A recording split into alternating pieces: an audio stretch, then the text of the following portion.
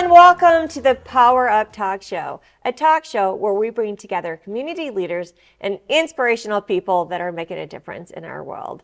I'm very excited to have, again, the second time on my show. It's almost been 2 years, I think. Yeah. Oh my gosh. Yeah. Okay, get ready, audience. We are in for something sparkly. All righty. Shannon Bingham is the co-owner of 7 Boutique and Salon. She's an international award-winning social media influencer, keynote speaker, international traveling educator. She serves on the chair of DHHS State Board. She's a master cosmetologist, my hairdresser, and a photographer. Shannon is devoted wife and mother, the 2025 Nebraska Merit Mother of the Year, and also holds the global title of 2025 Ultimate International Elite Misses. Yes. Oh my gosh. Okay, welcome to the show again. Thank you for having me so again. Excited. I just love you and what you're doing. I love what you're doing, especially just an added bio right here.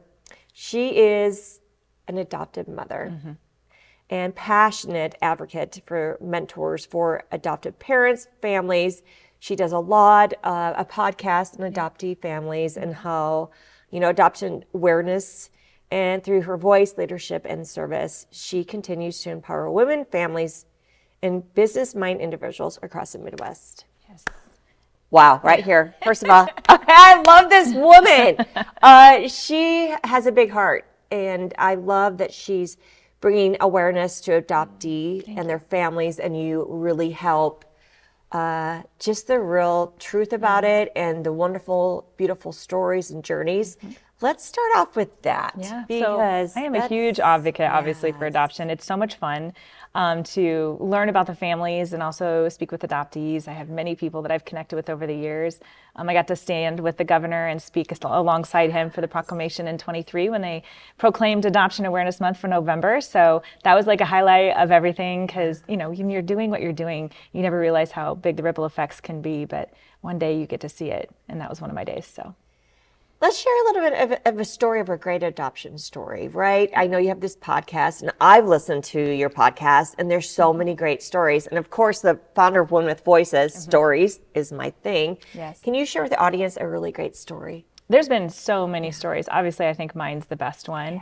There's always challenges that people face post-adoption, no matter what. So I think ultimately, it's about overcoming those challenges as a family. They say adopt a child and you'll change a life, but then what really ends up happening is that they change your life and they make you a better person or a better parent than you've ever thought you could be. I always say that if someone's going to adopt a child and the classes that they're going through, I think every parent should have to go through because it's so important to understand these kiddos and understand where they're coming from in their world and their planet. And it's just, we're there to make them the best people they can be. It's so true. And I think tonight you're volunteering for a foster nonprofit that's here in Omaha. I was on the foster board in Columbus, Nebraska, and I just fell in love with the whole, just these children, right? I've learned so much. Can you share what you're doing tonight at this foster? Well, currently there's over 4,000 kids waiting for adoption in the Nebraska the state alone. So it's a very important thing that we raise awareness for foster families and what we're doing for the community. Tonight is actually giving a little Christmas party for them. So it's going to be exciting. It's at the Hub. But these kind of events happen all over the city. There's several places that I've partnered with, including Release Inc. and Foster Heart and Hope is also a great organization here in town. Just look up sharedomaha.org and find your foster care places that you can connect with and build those communities. I love those communities. Let's talk about all the crowns you wear, right? You wear a lot of crowns, my friend. Let's talk about being a salon co-owner. Yes. And just the boutique. I know the boutique's going to be at the summit, Women's Voices Summit. Yes. What do you enjoy most about a salon owner, a boutique owner? Share a little bit about that. Well, that's my original passion is hair. And so I've been able to grow and develop, hundreds of stylists over the years. We've owned for 22 years together, me and my business partner, Nicole. Nikki and I have a long history together. So we developed this salon that we knew we wanted to be able to impact the community for and impact the industry that we love so much. So just recently after COVID, we decided to pivot just a little bit and expand our business and to include a boutique as well. Because, after COVID, they shut us down. We couldn't do hair and all the things. So we needed to have another form of income. So we decided to renovate the salon and bring in a boutique, which has been her passion project. And I absolutely support her. And everything that we're doing is so much fun. I've been to a couple of, markets. It's very overwhelming, but I love it. And it's been nice to be able to do the total concept look in our salon. So head to toe, you can come in and get yourself, set up for fashion. So from head, hair, right? Toe, Yes. outfit. I've been at the salon many times and it's so fun. So many different unique items. Yes. And what's so nice is that you're going to be at the Women with Voices Yes. Summit with your boutique. So ladies, you're going to see a treat there also. Yes. Let's talk about your achievements, like everything you have done. You're considered the international influencer. As an Yes. influencer, I know it comes pros and cons. Yes. Where do you find the most challenge being an influencer? Because people are always watching you, right? Absolutely. What is like some downfalls, but some great graces too? Well, I would say in the age of AI, it's all about authenticity. And I think people are looking for real. They don't want to see a super edited, they don't want to see super curated posts. They want to see you. They want to see what you're doing in your day to day. So I try to stay super relatable.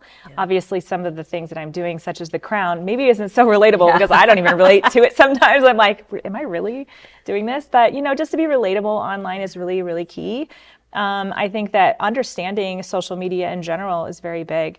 They give you the parameters on their, little notes that they give you inside of the actual apps. So if you're just following through with what they're telling you to do on there, they push you out. So, but it's very much about authenticity. It's very much about connection, which is originally what social media was connecting.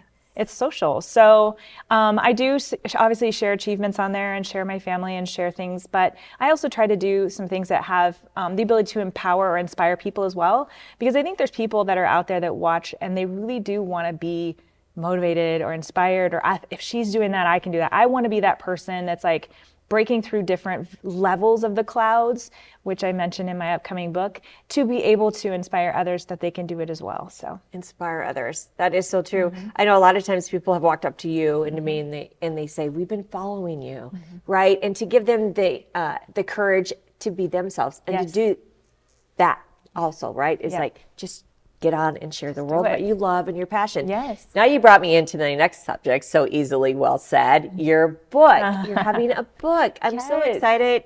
Share with the audience your book. So for a couple of years, my friend who's an editor is like, you have a book. And I'm like, I don't have a book. She's like, you have a book. And then one day I was like, I might have a book. So what it ended up being was a full circle moment. I came out with a resource that was free online to start, and that is going to be offered very soon and the book is called Your Ultimate Impact. And it goes right along with my title, but it also goes right along with my mission in life, which is becoming the ultimate you and finding your purpose and really leveling your life up and understanding who you are and why you do what you do. So the book gets a little vulnerable. Some parts of it, you'll see stories from me where I answer the questions I'm asking you to answer as well. Parts of the book have little areas you can write in as well. It's not a full journal, but there is areas where I challenge you to take a minute and to actually do that. But the information that's in it really does elevate somebody to that next level if they're ready to go there. It's those people that are on the tipping point of, I know I have something more to do in life. What is it? Let me help you find it. Here's my roadmap. Here's my, equipped. Let me equip you to do the things that you're doing. It's the framework that I've put together, and I'm going to offer it, like I said, as a free resource. There's a small journal, but if you want the meat and bones of what it is that makes me tick or makes anyone in our position like you and I tick, this is the book for you. And it's for everybody, men, women, kids. So, and it's not too much for kids. It's not too much for, it's not too feminine for men. It's really a fun book. It's giving the tools. You and I see things in people that they don't sometimes see in themselves. Yes. And it's giving them the tools to be that cheerleader, and also the journaling part, like to find out, what do I want to do? Yes. And how, right? How. You can tell someone, you should do this or do this, but if you don't give them tools and cheerleading and journaling, you have to have a start somewhere. You right? do. And it's so funny because when I first read the first script, once the editor was done with it, or the manuscript, I was like, oh my gosh, this could be really cool. Like this is going to be, I'm very modest when I do things. So I'm like, okay, I hope everyone likes it. But there was times where I'm like, oh, I need a highlighter myself because I can't believe I said that. Like that was really good. So I think it's really something that people will, like really gather themselves and understand and unite with to be able to feel like, not only feel deeply, but feel to that next level that they're safe to go there. When do you look at that being published? We're looking at January, so it's fast forward. We already shot the cover, which I'm super excited about. And normally people see me, I'm smiling in pictures and everything. The front of this cover is going to be me, and I am not smiling because I've got something to say. I've got something to tell you, and I want you to open the book to discover it. So it's not about me, it's about the person reading it. But obviously, when you have, a face that people recognize, I wanted to make sure that they knew it was my book. So it's exciting. Love that. Yeah. So possibly at the summit, maybe I'm January hoping 24th? so. I am, yes. If it's Right at off the summit, press, then- wouldn't that be great? Oh my Yes. gosh, to have that at the summit. Yeah. What was the hardest part of writing a book? Getting vulnerable. Yeah. I sat with my editor and I went through a lot of scenarios as to what I wanted to actually say in the book. And here's the thing, when you're vulnerable, your story doesn't just involve yourself. Those vulnerable places usually involve other people. And here's the thing, I am not about throwing anyone under the bus with me. Like I'm going to throw myself under the bus and be like, here's the bare minimum of what you see from me. Right. And then, making sure that people are elevated through the process of coping with something that I'd gone through. So that was key, is to keeping those integrity of the people that were involved as well, because the stories are mine and my experiences, but the people that are in them are people. We're all people. We all make mistakes. We all do things. We all say something wrong on the wrong day, forget to do something. It's just how we are, we're people. So that's what I wanted to really do, is that authenticity is, here's my story. Here's the raw, real, what maybe you don't know about me. Because I do think as a social media person or influencer, people have a 2D version of who you are. And when they sit there and have a conversation with you, it blows people away at they're able to relate with you. Because I didn't think, they'll say to me, I think you would understand, but girl, you do. So it's important to me to be able to have that out there so people can relate. Right. That is so beautiful. And I've seen the power of stories. For 4 years, Women with Voices has just shared their courage and they're going outside of the box and sharing their journey and their stories. Yes. And it's that relatable piece that someone connects with, that you are approachable. Yep. That's what's wonderful. We have such amazing women in our lives, and so many people would feel like they're unapproachable, but there's not a woman out there that I have met that's not approachable, right? And it's sharing that vulnerability that makes you approachable. And giving them that safe space to do it. And I think with your Women with Voices, people feel that connection and they feel empowered and they feel inspired and they can break down those walls and say, yeah, I've struggled, I'm doing this, but here's the real, this is what I'm facing, and then we can help. Yeah, so. It's the building the communities. Let's talk about the Nebraska 2025 Nebraska Merit Mother of the Year. What is that? Oh my gosh, it's the coolest thing. So it's an American Mothers Association, and they're kind of important. They helped get Mother's Day started. So they've been around for a long, long time, and they nominate women across the country that are mothers. And then one mother is named Mother of the Year, and some states offer a Merit Mother of the Year. I actually got what I call first runner-up, which is Merit Mother of the Year. So I got to go to Puerto Rico and experience the American Mothers Association conference, and it was just amazing. And the woman who won here, completely valid. She is doing some great work at her House of Hope. It's Carol's House of Hope. And so she totally has been doing amazing things in the community. So I bowed to her. I'm like, you girl. But we got to go and get honored by the state governor, and it was just a really special thing. My family were there, just to be able to be amongst these women and be honored. As mothers, we're not perfect. Yeah, it's a great group. I was a part of it for a long time, and then I kind of fell out, but I love it, the great support and the great mission behind that. So let's continue with traveling. Yes. So you were recently at the UK. Yes. Tell us about the UK. Oh my gosh, they just love us there. They love Americans. They Yes. wanted us to do what we could to be, very, very involved with what's happening there. So I was out there for the UK pageant, which is the national pageant where they'll compete for the crown to come to the United States to try to compete for the crown I currently have. So they're crowning their state delegates basically. And so I was able to MC with one of my sister queens, who's also an international title holder. She's our junior teen, Sydney. And so we were there and got to MC the event, and it was wonderful. And just before the women all went on stage, it's women and kids, it's all levels of, but my job was to go in and give them a little speech. And so I got to go in, give them a little pep talk, and then I had the opportunity to pray with them all, which apparently they're going to continue to do every year now in honor of me. So I was like, that was enough for me to just say that was a great trip. One of the little ones that got crowned that night was their little junior princess. And she sent me a video of her crown. Just it looks like Shannon's, So I just, it's about empowering and inspiring again. These women are strong.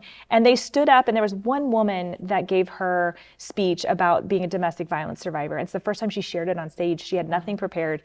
And she ended up winning that portion of those optionals because her story was so powerful. And I'm like, girl, your voice is what you need to, you step into that power. And she was shifted that entire pageant. It was beautiful to watch that happen and that flower bloom. So isn't that great when you see women that have never spoke before get on that stage and share their story? It's inspiring. They're inspired, they inspire others, and they want to do it again. Yes. Like something's birth in them with confidence that they're like, we need to share that story. Yeah, it was I've seen beautiful. it hundreds of women over the 4 years, and it's beautiful. As a crown pageant queen, you have so much influence on youth. Yes. How do you find, now let's talk about your daughter, yes, right? Cora, yes. Cora's doing some amazing things. Yes. The power of influence younger. Yes. Okay. I've got a story for you on that one. So obviously I've been working on this book quite a bit. She got in the car the other day and she goes, Mom, look. And I looked at it. I was like, what is that? She goes, it's my book cover. And I was like, are you writing a book? And she goes, yeah. I'm like, excellent. That's how much they watch. And as much as they see you do, they want to translate what you're doing in their lives, and it inspires them every single day. I mean, the girl watched me through COVID, when she was probably 3 or 4, always on lives talking to hairdressers. So she was kind of brought up in that social media, speaking to the phone. So it's easy for her to translate into that. And now she's competing for obviously a title as well. She's currently the Ultimate International Miss North American Princess. So she is currently competing now for the international title that she will go for in July. I'll be there giving my crown up, and hopefully she'll get to once again. And it wasn't about winning for her and me. I watched her when she didn't make it this last time, high five everyone coming off the stage, and then she actually crossed the stage to straighten the girl's crown that was falling off. And I'm like, that's my girl. That's what I'm talking about. That's all. And when she got the Presidential Volunteer Service Award. Yeah. And that's the highest award you can get there. And honestly, I said, we can go home. I was like, that means more to me than the crown. It's the service. Yeah. It's the heart of what you do for yourself, your community, your family, and what you're doing. Community is my heart. I love building community and giving to my community. And she has Cora's kindness camps. I mean, kids can come in and tell us about that. What is that? Oh my gosh. She has, they brought everyone in. Yeah. We wrote letters to veterans. We made tie blankets for kids that were in hospice. We made flower arrangements for community retirement facility, like people that we are in retirement facilities. So we did a lot for, and we just had the kids come in and just do some community service projects. And what was it called? Cora's Kindness Camp. I love for that. her crew. Adults could do that too, right? 100%. We could all learn a little bit more kindness, and just taking that opportunity. And that's what I love about when you build community, is that it doesn't have to be anything big and spectacular. Tie blankets, letters to veterans. Yep. It's all those little things that add up to make something beautiful. 100%. And she's learning it in the small doses right now. And I'm not spearheading her. I'm telling her, if you want to do it, it's yours. And I love that you're doing it with your daughter, because so many of the volunteers for a lot of nonprofits are losing their volunteers. Yep. And gotta bring them up young. Yes. Yeah. When I spoke at a nonprofit, is all about let's bring the family in and make it lasting for everyone. Yes, 100%. I love that. Okay, let's talk about Adoption Awareness Month. Yes. What do you do for it? You know, you won the award with the governor. Share a little bit about that experience, because that's pretty powerful. Yeah, so every state has the ability to create proclamations for whatever it is. Could be healthy kids, could be anything. So in the month of November 2 years ago in 23, that had never been proclaimed to make it an adoption awareness month in the state of Nebraska. So with the Nebraska Children's Home and DHS, they actually put together a proclamation that the governor agreed to as an adoptive parent himself. So we actually went down there. I was able to speak. My son spoke, I spoke, and the proclamation is currently in my house, which is really cool. But, you know, the month is just about remembering kids, remembering adoptees, adoptive families. You know, and I always say when I go into the kids, I'm like, how many of you are adopted? And, you know, some of them will raise their hand in class. And I was like, how many of you guys know someone that's adopted? Some more kids will raise their hand. And I said, well, actually in Ephesians 1:5, it says that we are all adopted by the blood of Jesus Christ into the kingdom of heaven. So now who is adopted? And they all raise their hand. So I'm like, we're all united by adoption and grafted into some family some way or another.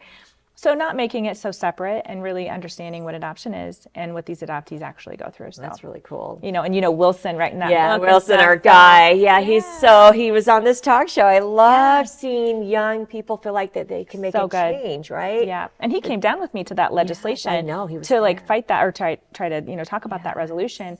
And just that even little moment for him shifted his entire course, and then he ended up going that direction, which is great, you know, but the perspective of an adoptee is really cute and very intense and very important. So you want to make sure you have all of those laid out, you know, understanding that as an adoptive parent. So just education is what I'm about. Education and advice. Like for the audience today, what would you give advice for a couple that's thinking about adoption? Do your research. Nice. It feels really weird at first when you start looking into adoption because you feel like we're shopping for children. It's very bizarre. If you cannot go the foster care route or you choose not to go the foster care route, link up with somebody like the Nebraska Children's Home Society, who is important with the role of connecting families with children, or other Catholic-based charities or those kind of things, or just put it out there on social media, because a lot of times people know people. That's how I ended up getting, you know, my son, was somebody knew somebody, and that's how he ended up with me. But, you know, I think it's important to be connected in the community with adoption and stuff before you actually dive in, so you're very educated with what you need to know. Because there's some stuff that happens post-adoption that people need to be aware of, that could be challenges, attachment and trauma. So, you know, those are things that happen. But even with our regular, you know, our biological children or any other children, you know, anybody can have trauma and attachment issues. So absolutely. Great. And I know we're both speakers for the Heart of a Child Ministries about adoption, and we just love that, Nikki, with her nonprofit. Gosh, yes. Great. As far as what advice for young girls out there that are not feeling that they're worthy, that feel like they're not being seen, what can you share with these young viewers about how they can be seen, how they can feel valued and worthy? So for me, I always say it's not about being seen. For me, it's about doing the work underneath first. And plugging yourself into some mentorship. So I would say if you're not being mentored, find one. And then if you can find someone to mentee, like a mentee yourself, you always need a Paul and a Timothy. You always need somebody to mentor and somebody to mentee. So I do believe in mentorship. So if you feel like you're not seen, or you feel like you're not, you know, getting the traction that you want in life, find a great mentor that will pour into you. It could come from your church. It could come from programs here in the city. It could come from just serving and volunteering and being around somebody that's in leadership. But truly plug in with people, because I do believe that sometimes people are just in the wrong circles. And when you get in the right circles, boy, you catch fire. And that's so true with the influencer you are and social media. I've seen, you know, being a cheer coach for high school cheerleaders and just being around youth, is that they can get sucked in with the wrong mentors. Absolutely. On social media. And it's just like reaching out and finding those right mentors that will hold you accountable and help you and support you. Yeah, and it's not, I don't always look for yes people either. Yeah. You know, because I do believe that the friends that I have that can tell me, hey, Shannon, you need to, like, you know, which Nikki is that for me. And a few other friends that I have, just to be able to speak into my life and say, maybe you need to pull that back, or consider where you're going down this path, or maybe not the right look, you know. So I feel like those kind of people are just as important to me now. Maybe not so much early on, but because you need that positivity fed in for you to grow and build. So that's so true, right? You have to also, as our age, right? be able to take criticism and to be able to have someone Absolutely. to talk to us, and that just makes us human. Yeah, right. it's accountability. I think accountability, and when you have to face yourself, you truly learn the most about yourself. And it's in the moments where I felt like I was being attacked, what truly was happening was I was being moved into that next level. Because if I hadn't have taken accountability and understood that, the purpose actually wouldn't have shown through that.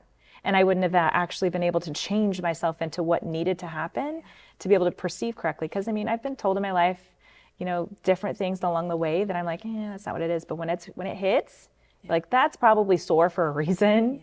So it's time to kind of look at that. I love that. Okay. I would love to talk. It brings me into your pageantry. Yeah. Because you have tattoos. And, and for you to be in the pageantry world and to be boldly and embrace that and say that's who you are. Yes. Can you share a little bit about the audience about that? Because I think that's just a powerful vision that you can share with others. So my onstage question, which I ended up having a 9.7, almost a perfect 10 on, which won me the crown. What the question was, what makes you most memorable? What makes you memorable? Nice. And I sat there for not even seconds and thought, well, I must be memorable in some way because there's over 50,000 people that tend to follow me online. I must have something to say. But then I also show up authentically. And I'm not going to shift who I am. I'm the same in front of and behind closed doors. And so I said I even showed up today with my tattoos completely exposed, which some people don't believe. It needs to be on the stage for pageantry. But you know, for me, it was who I am. I'm going to this is a brand. Some people recognize me because of it. So I'm fine with how I look. And everything has a story on me. So if you want to know the story, all you got to do is ask. So I love that. Boldly living your purpose. Great. Shannon, how can they find you? I mean, you want to follow her. She has many all over. followers. Yes. But you have a lot of information and a lot of things, inspirational things to share. How can they find you? I've recently been playing more on LinkedIn, believe it or not, you know, just because I was never business-ish, you know, as a hairstylist, but I am business. So it was fun to kind of break into that world. I'm also on Facebook, Instagram. I have a few on Instagram that I run. So I'm all over. Find me, you'll see me. Shannon Bingham. Well, thank you for being on the Power Up Talk Show again. I can't wait to bring you back with your second book because she's going to have a second book. I know it. Prophetic. All right. Well, thank you again. Audience, remember, just be authentically you. Yes. Because someone out there needs to see who you are and you're going to connect with them. You could build a community. You can make a change. But just be you and let's do it together. Thank you.